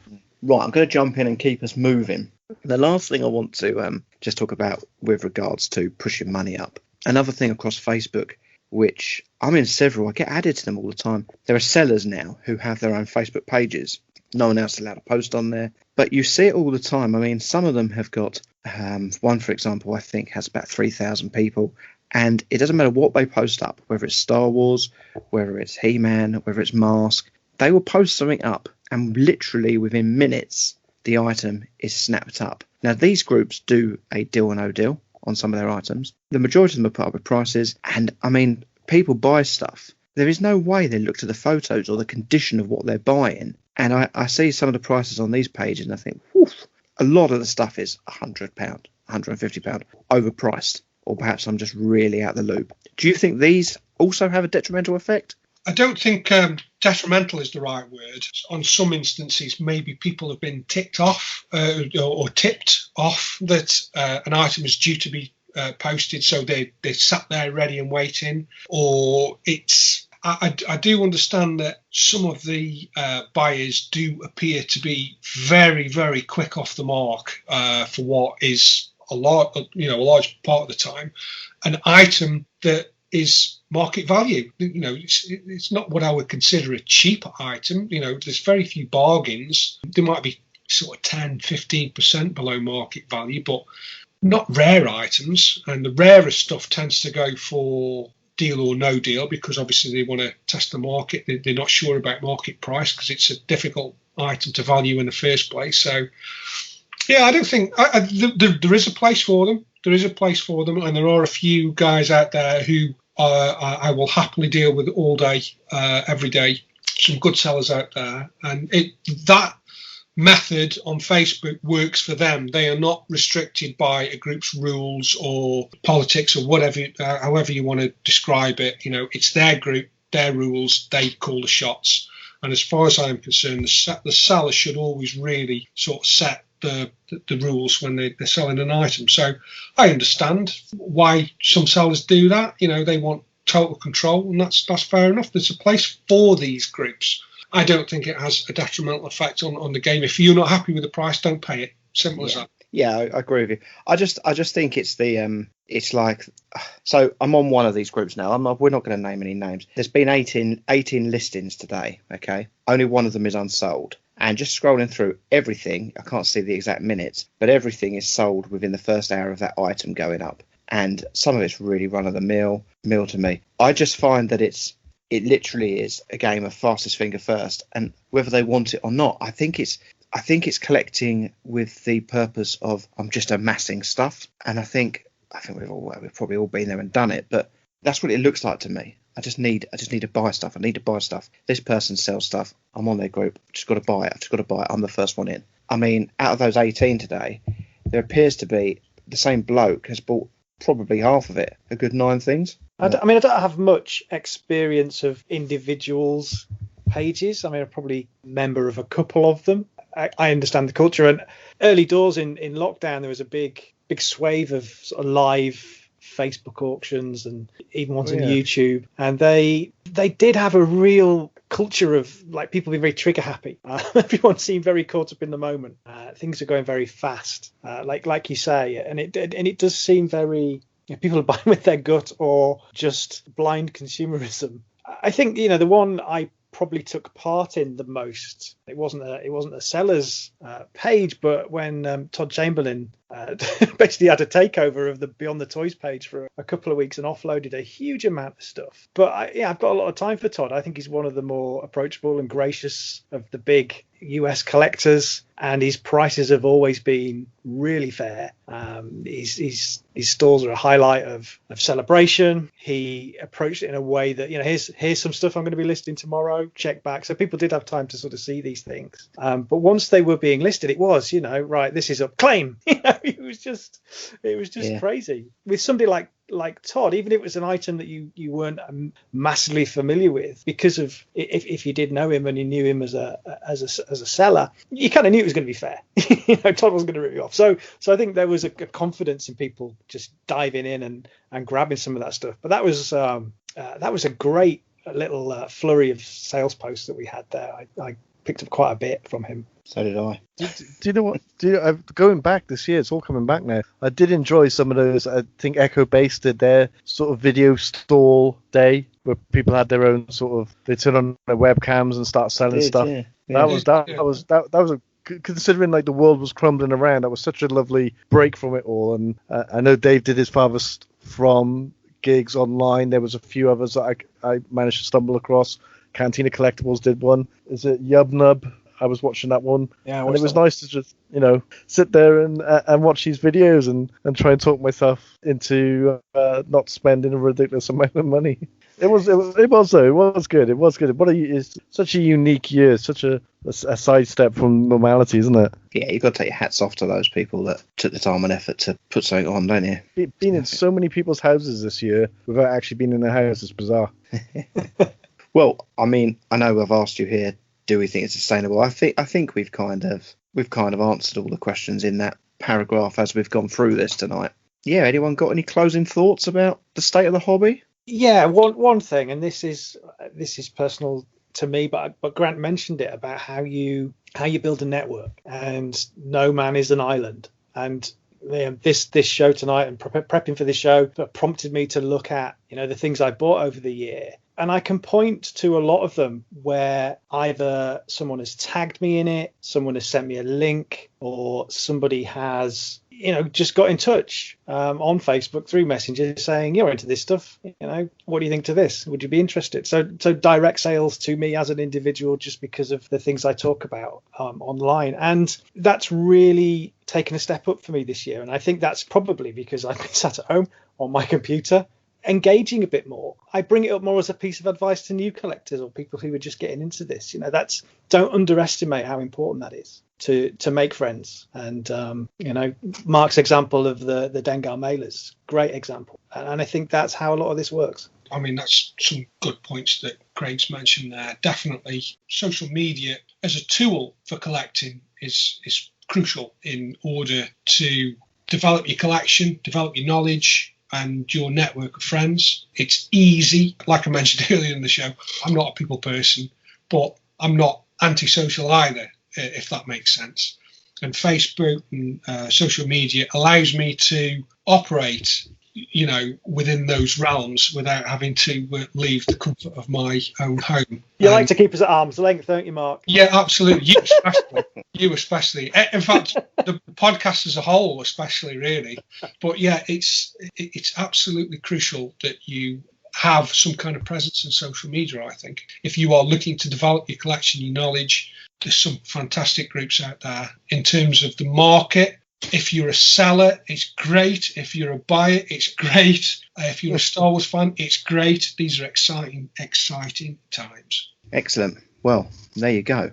I think it's been quite an interesting topic. We've certainly gone on longer than what I was expecting. It's been a good little session, that. Stu, I reckon one thing this year has pointed out, and I think we'll all agree on this, is collecting is nothing without the collectors, and we haven't been able to meet up at all with all of our collecting buddies, and that's something we do regularly every year, and that has really shown how much this year has really shown how much that of a big deal and how much that is part of this hobby. I would say that's probably the biggest thing I've missed this year. Yeah, in the entire life, you know. And we're so looking forward to the nonsense of finally meeting up with everyone again. It's going to be fantastic. I think for me, this is how I look at it. This is my third phase of collecting, how I would describe it. Collecting vintage Star Wars anyway. So the first era is the original era when you're a kid. The second was when I was a teenager going into early 20s. So it was all about just going out and filling my boots, basically, literally going to car boot sales and filling a bin liner for a $5. But you were very much alone during that time.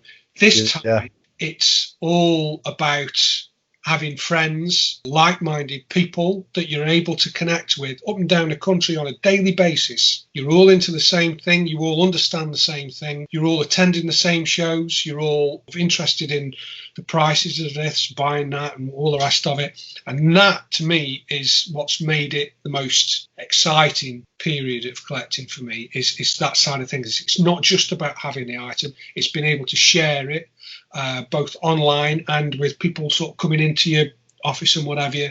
And it's definitely the social side which has kept me interested in it this time more than any other period. Well said. Yeah, it's been a really interesting topic tonight, boys, and been really interesting to hear what you've all said. Be interesting to look back at those auctions this year that kind of dictated where everything went. But yeah, really, really interesting. And be really interesting to hear the listeners' point of view, if you've overpaid for something this year, or you've been frozen out the hobby because of prices that got too expensive. Please let us know. Go and contact us across our social media, Facebook, Twitter, Instagram. Just search for Generation Skywalker. Go over to YouTube, watch all our enhanced shows. God knows what Craig's going to enhance this one with, but that's his problem. But yes, again, search for Generation Skywalker on YouTube and hit the subscribe button while you're there as well, so you don't miss any of our future videos.